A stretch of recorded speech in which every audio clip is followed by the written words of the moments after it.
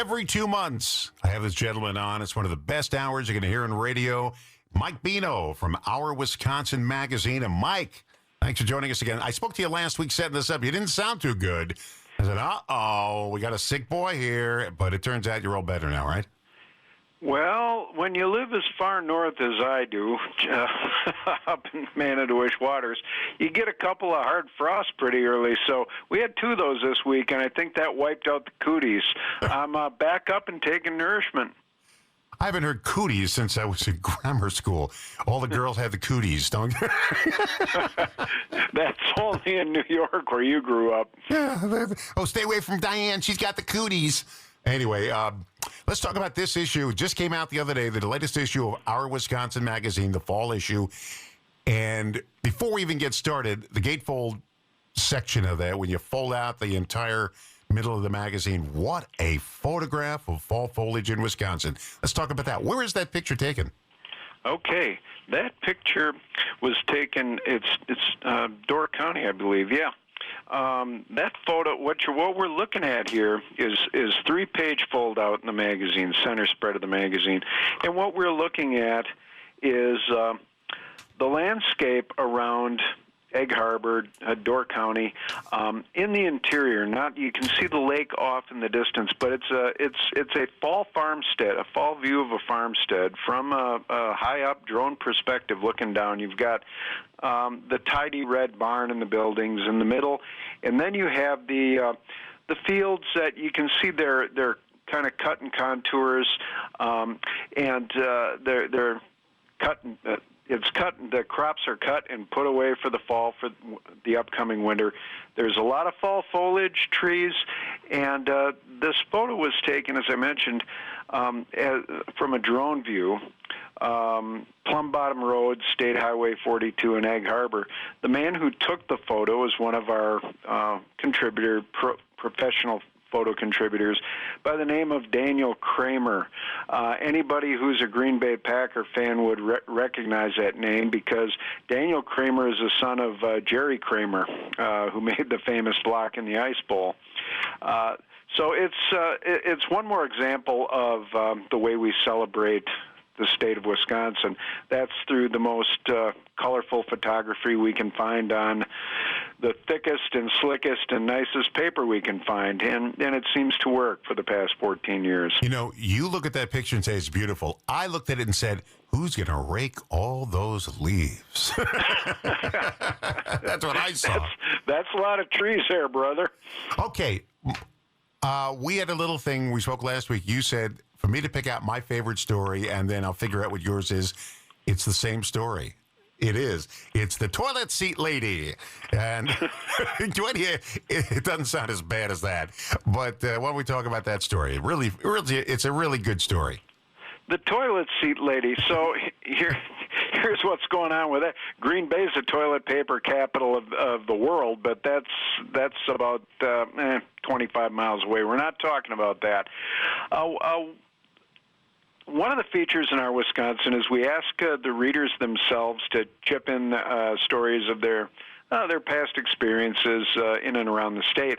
We ask people to share what their first job was, their first real job where they got a paycheck.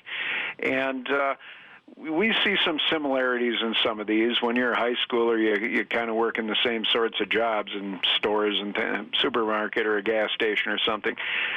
This lady went to work. She had just graduated from Luxembourg Casco High School, and she had to earn some money to put herself into college. She needed tuition money. She's a farm girl from there, and around Algoma. And she went and applied at Plumbers Woodwork Company, known locally as the Algoma Toilet Seat Factory. This was a large industrial factory, very hot, and they turned out toilet seats along with the covers affixed to them in the thousands inside this hot, sweltering plant.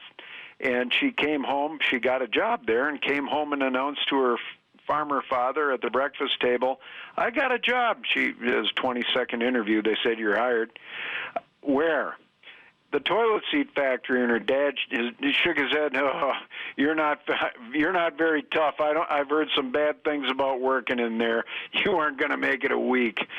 And she went in, and sure enough, there's burning hot toilet seats. She had to take them out of the oven as they're cooking enamel onto them. They're wood, and that burned and blistered her hands in clumsy gloves. But she was plucky and kept up.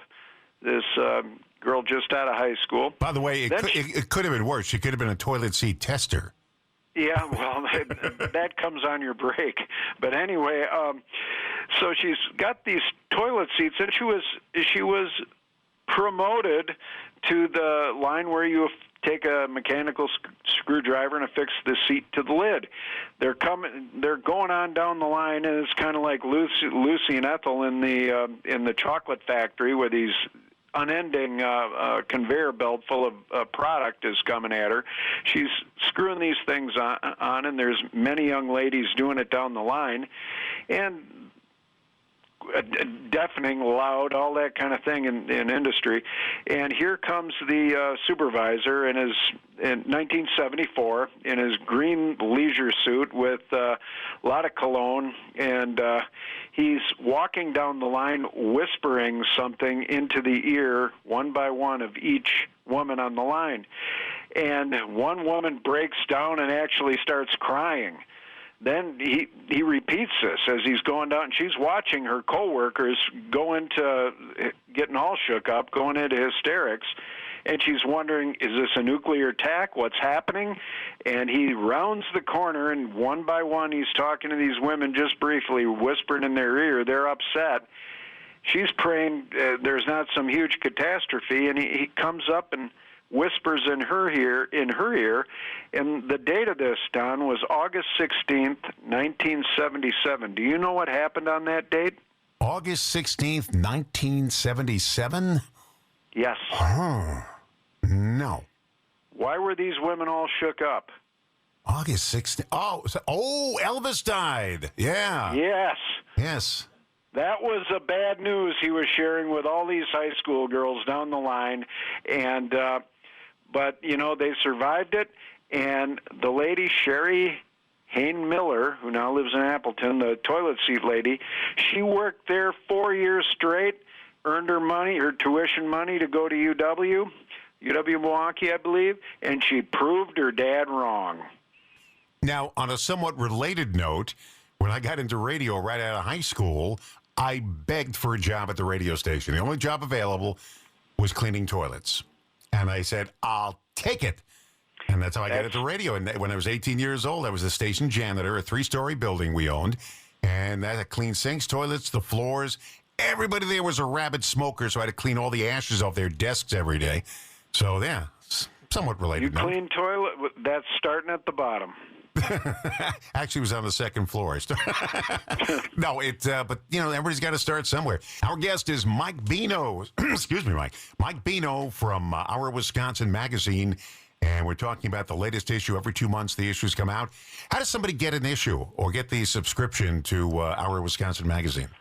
Glad you asked, Don. It's pretty simple. You just pick up the phone and you call 877 717-8925. I love the way you gave the phone number. There was an episode of King of Queens where the son-in-law wanted to call a pizza place, and his father-in-law, played by, I can't think of his name all of a sudden. He played George Costanza's father, too, on Seinfeld. Anyway, he gives the phone number, give the area code, 21-2634-89. Like the numbers there was no rhythm to it. And he said, just give me the phone. ... And he goes, he's just giving numbers randomly. And he couldn't figure out how to make the phone call. So I'm glad you gave the numbers like that. Okay, one more time. Give me that phone number again if you want to subscribe. Pick up the phone and call 877-717-8925. All right, next story we're going to talk about has a great backstory on it. This is about the cheerleader, the high school cheerleader from Sturgeon Bay. Let's talk about that. Well, The Green Bay Packers, it's rumored there's a team there. They'll get it straightened out. They're a little up and down this season, but the Green Bay Packers are probably the most reported story subject in the state of Wisconsin, wall to wall, all the time. And for that reason, we don't usually report much on it in our Wisconsin. We tell the stories from the readers themselves.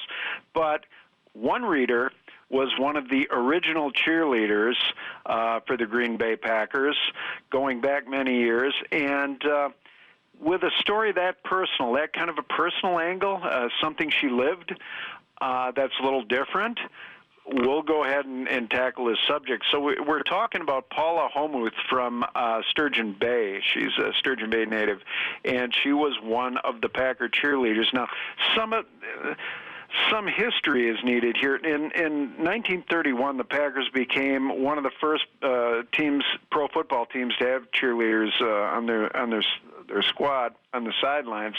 But these girls, and my mother was one of them, by the way, in 1952, they got these squads from senior girls from Green Bay East and Green Bay West high schools, the only two high schools up there at the time.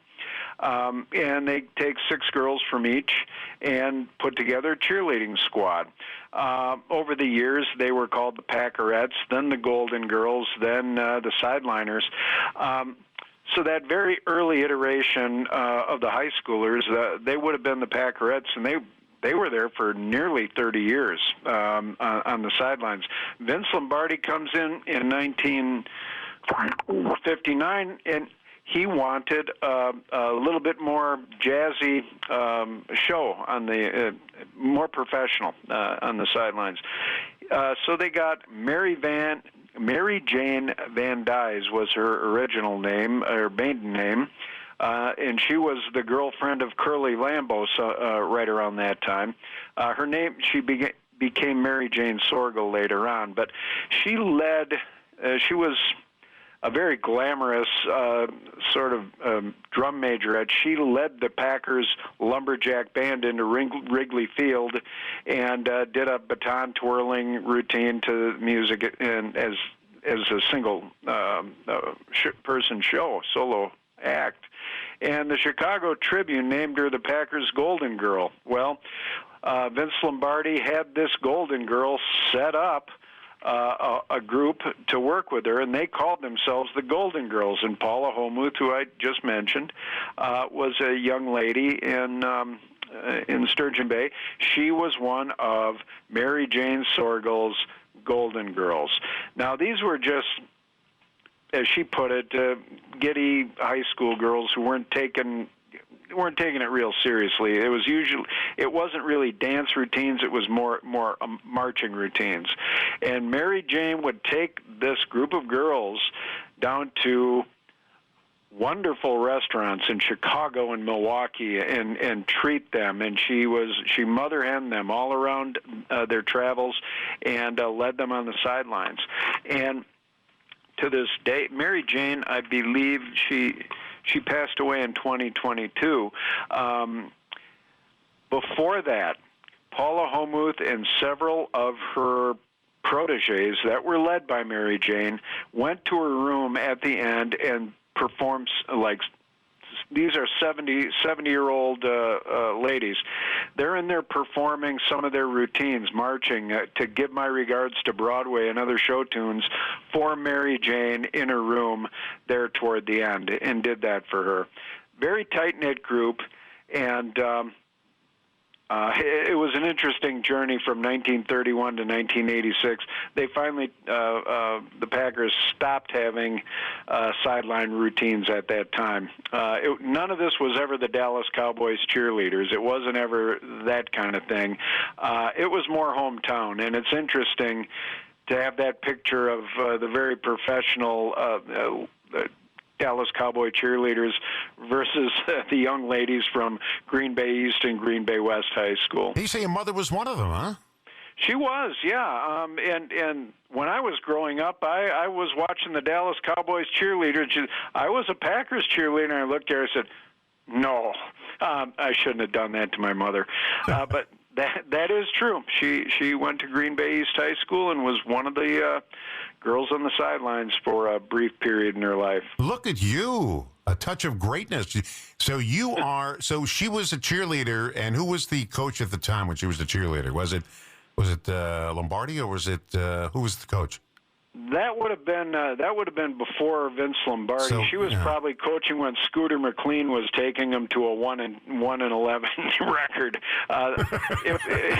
It was very early on. By 1959, when Lombardi got there, it took him a couple of years to get things going. I would have been probably about 4 years old, so she was off and married and into her adult life. So you're just 1 degree of separation away from the Green Bay Packers. You know something, when you grow up in a town like that, I look back in those years in the 60s. I mean, the kids I went to school with, they were Bart Starr's son, Zeke Bratkowski's son, in our backyard across the fence was a defensive backfield coach named Tom McCormick from down south. He chewed a lot of tobacco. My grandmother had a little tiny house, probably built in the 20s, that she was renting out on the west side of Green Bay with her tip money from waitressing at the hotel. It's still there. It's got a tiny one-car garage. Herb Adderley rented that house with his family from her in the 60s. He's in the NFL Hall of Fame in Canton. He was on Super Bowl teams for Dallas and Green Bay. This was very small town. Jerry Mortel, who I went to school with, his father, the insurance man in town, was the timekeeper at Lambeau Field. Well, when he moved on, young Jerry got old Jerry's job. He might still be the timekeeper. That's the way it was in that town. And when I look back on it, excuse me, I was working in Chicago, and the Packers were really bad, and then they started getting a little bit better during the Holmgren era. I would throw out these names, and people looked at me like, they couldn't believe that all these famous people were right around us in town. Tony Canadeo, the famous running back from the 1940s, these guys had to have second jobs. He was an exterminator. They got in shape in summer, and then they worked as plumbers or whatever they did through the years. It's an interesting little microcosm there, and it's kind of I kind of shake my head when I look back at it. It's just, they weren't stars to us. We just grew up with these people. Look at you, growing up in the town with the Green Bay Packers. How far I've fallen. Hold on. No, you haven't fallen anywhere. Hold on. We're talking to Mike Bino from Our Wisconsin Magazine. We still have some more stories to talk about in the latest issue. It comes out every 2 months. And it's one of those things when I see it in the mail, I say, oh, good. I rip the plastic off because it's put in the plastic wrapper. And we start reading it, my wife and I. Before we get to the other stories, though, Mike, I'm going to talk about the ad you have in here for a Clausen Christmas, because we were going to go there. We were all set to go take a trip up there, and my wife and I, and then COVID broke out, and that put the kibosh on that trip because they canceled everything. But let's talk about the ad in here, because you did a story once, you said, of this family, right? Yeah, the Clausen family up around Coloma, that's Marquette County, and the northern end of Marquette County is where this is located. And a reader quite a long time ago, I'm saying about 10 years ago, tipped us off about this family music show that's going on in central Wisconsin, in the farm country. And we hadn't heard about that. Well, I mean, tour buses full of people are coming out for entertainment in this kind of hidden away little rural area, central part of the state. So we took a look, and we were astonished at the size and scope of what they have going on there at the Coloma, near Coloma, Wisconsin. It's the Clausen Family Music Show. And the family puts on, they have like a big barn venue that's all refurbished, cleaned up. It's all modern. They have a modern kitchen and a stage and all the lighting. And the family is very talented. They're musicians. It's mostly string instruments. There's guitars and fiddles and stand-up bass, and they do retrospectives going. We mentioned Elvis a long time. They do some of that. They do a lot of country-themed music, rockabilly, different things like that. They have a Christmas show, and they since we reported on this, they've had some ads from time to time. Showing the different theme shows they have. Sometimes they've had Norwegian food there and tied in with a theme, and so. If you look online, Clausen Family Music Show, you'll see the list of events, the list of shows they have, and they've got Christmas programs coming up. So it's dinner theater. It's dinner and a show, and it's very Midwestern, very wholesome Midwestern, and interesting. I think I know our readers love it because they continue to comment on it in the magazine, and they wouldn't be putting ads in here if it wasn't working. So I think that is something. You just said that you missed one of their shows when COVID came on. Yeah. And, that I think you maybe ought to look at rebooking something because people have fun at those. Yes. It's like those shows you see on the RFD channel on cable Sure. on Saturday night where they bring the Presley family out. They bring all these family shows out. Yeah, I would love to go. It just reminded me, I think we're going to book a weekend getaway. It's not Branson, but it's something kind of like Branson Light, I would call it. Branson Light. Let's talk about their Hilltop Hideaway. I would love to live in a house like this. The problem with living in a house like this, you have pictured here, you have to live in the middle of nowhere. Because that's where this house not is. the middle of nowhere. Now, maybe compared to where you grew up, Don, yeah, it's a back end of nowhere. But Blue River, Wisconsin, is really a gorgeous place because it's in the driftless region of southwest Wisconsin, and that is the area that was untouched by the glaciers. Now, 3/4 of the state was pretty much mown over by glaciers, and you have the rolling hills, the gently rolling hills. You got a lot of field stones. That's called drift. That's been those are stones that were hauled all the way from Canada by these great ice sheets. So that's enough geology for the program. But what we have in the driftless area is the way Wisconsin looked before it was touched by the glaciers. It's very beautiful ridge country, kind of put when you're in the middle of it, near Blue River and Muscadet and Richland Center. It kind of puts you in the mind of Switzerland because you have these tall ridges and little flat fields, farms in the coulees, the flat ground next to the ridges, as they call it. And if you look on the map, there's no straight roads, very few. I mean, they wind among the topography of these ridges, and it's very interesting. It's a slower way of life. And I live in far northern Wisconsin, the Pinery with the lakes and all of that, and it's very nice. It's vacation land. For my money, it's not as pretty as a driftless region. It's just the walnut trees.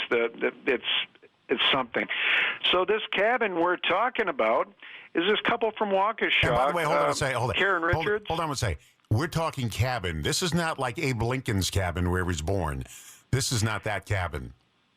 This is a little dressed up. Yes. But it's pretty new. It's we'll call it. It's part of our little cabin fever section that we run every once in a while and send a photographer. So.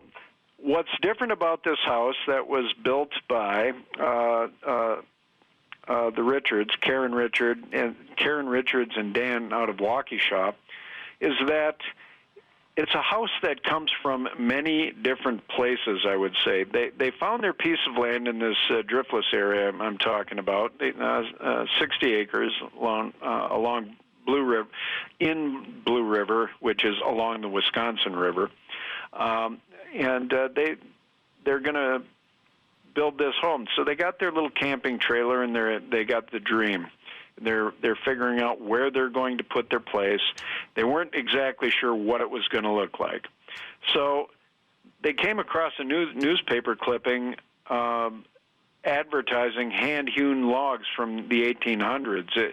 It was a home that originally was in the Shawano area with flat-sided logs done by hand with an adze, and taken apart, numbered, and it's to be put together like Lincoln logs. So they went and took a look at this house and bought those logs, hired a semi-truck, and at the time it was in East Troy with the builder. So it got from Shawano to East Troy. They hired a truck and hauled these logs out to the site. The logs date to 1852. Okay, so they got a crew, their sons and neighbors and everybody who was willing to lend a hand. They came out and sorted these logs and started stacking them, flat-sided, got them up. Dan's a bricklayer by trade, so he's doing a little bit of masonry work on the foundation, getting that going. The interesting part about this, as it was coming together, the floors that they used were wood from a 100-year-old barn in Green Bay.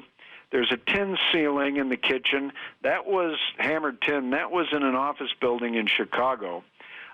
There are overhead lights in here that illuminated railroad cars in the 1800s, all rewired, obviously, and up to modern standards. Lights in the kitchen and great room are made from old blue mason jars. Interesting things everywhere you look. In the wood, I mean, they've got oak and they've got walnut. There's eucalyptus going on in here. But what they made for themselves is it's a cabin, maybe a little 3-bedroom cabin, modern conveniences and such. But it's got a very old-timey, old-fashioned feel. They have a stove, which is, you can use gas, but it's a wood stove. And they use that wood stove for baking and cooking. A little bit of heat in the house because there's masonry that's a heat sink that heats up. But these people, for about 10 years, they're both working people. He's a mason. She worked in an office. They would pack up their truck in Waukesha on a Friday, drive as fast as they could out to Blue River and start hammering nails and putting on a metal roof and what have you. Get all done Sunday evening, drive back, get to their job the next day, and that's the way it went for many years. And now they can sit on the front porch and relax, and it's a beautiful, serene setting. No traffic. Isn't that great? I love it. It's nice. Yeah, I do love it. If I was to retire with no cares in the world, maybe I'll buy the house from them. The inside of the house is magnificent. You got to see the picture spread in Our Wisconsin magazine. The inside is just a knockout. It looks like a very modern house. It doesn't look like an old log cabin. It's just beautiful. We're going to take a quick break. We're talking to Our Wisconsin magazine's editor, and he's really like the owner, Mike Bino. Okay, let's talk about this train collector. We're not talking about HO trains. We're not talking about Lionel trains. These are the real things. This is the real thing, and Mike Kirk of Waupaca is the real deal. Now, you mentioned model railroading, and he's got some of that in his past. As a teenager, he got into that with some other hobbyists around there, but he was just a hardworking man in a factory in the Waupaca area, and very community-minded. He was helping rebuild a river, create the River Ridge Trail. This is the year 2000. That runs through the outskirts of town and into town. And there's some railroad tracks. They're long unused. The Sioux Line, last Sioux Line train, I think, came through in the 1960s. But there's the Waupaca Train Depot, a historic building, and it had fallen into terrible disrepair. It had been tagged by a whole bunch of graffiti artists, and there was a lot of pieces falling off, and it was quite an eyesore, right next to this nice trail that they had just put into town. And Mike loved the railroads. He was a train fan, and he couldn't just ignore that. So he got some support. Moral support, really, from the local historical society, and he and his sister and others went to the Canadian National Railway at the time and made an offer to buy this old historic building, which was a complete wreck. He had the idea of refurbishing it. And you see a picture in here that looks beyond refurbishing to me, but they finally struck a deal where they bought this building after 4 years of negotiation. And they got the building, and it was in rough shape, and Mike said, well, I was the one to do it. I was the one to push the idea. I knew I'd be the one doing the work. And people thought he was crazy about 2004, 2005. And he himself mostly started taking this apart, taking the roof off, getting it down to the bones, and rebuilding this old historic building. A lot of physical labor. Mike put a lot of his own money into it. He only lived a half mile up the line on it, and so whenever he had spare time, he'd be there working because he wants to safeguard the history. So there's 3 fireplaces in it, a ticket window, an operator's office, waiting room, baggage area. He's trying to keep it historically accurate, the way it was. So he's in there working day and night, investing his time and money. He said, that day-to-day stuff, I don't care. I live nearby. I can come by anytime. So he worked on that for 10 years. It took him 10 years, but he got this old masonry building with a tile roof, all back in shape, looking the way it did when trains pulled in and out passenger lines in the 60s. This is in 2014 he's finished, but he's not really finished, because then the building's done. He gets the idea to dig a basement underneath it. So he starts doing it by hand and by himself. I mean, with a shovel, digging sand out from under this building so he could put a big room underneath. Why? For railroad memorabilia in a great big model train layout, as you just described. And he got that done. Some people helped him, but he got that done. So finally, in 2020, he retired from his job, and so he's at the depot in his station master's uniform, little outfit, official, and there's a caboose there, and there is a potato hauling car. There's inside railroad chinaware.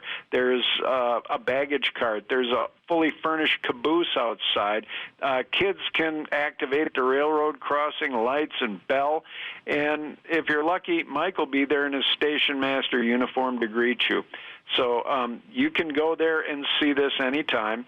And there was a documentary made, 2024, called Back on Track, the Rebuilding of the Waupaca Train Depot. It's one man's labor of love for about 20 years. And I mean, when I say labor, I mean it's backbreaking.